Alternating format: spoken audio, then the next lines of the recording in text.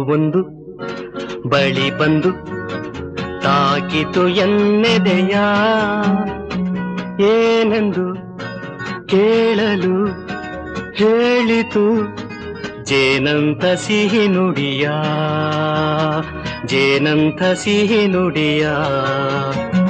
ಹೂವೊಂದು ಬಳಿ ಬಂದು ತಾಕಿತು ಎನ್ನೆದೆಯ, ಏನೆಂದು ಕೇಳಲು ಹೇಳಿತು ಜೇನಂತ ಸಿಹಿ ನುಡಿಯ, ಜೇನಂತ ಸಿಹಿ ನುಡಿಯ.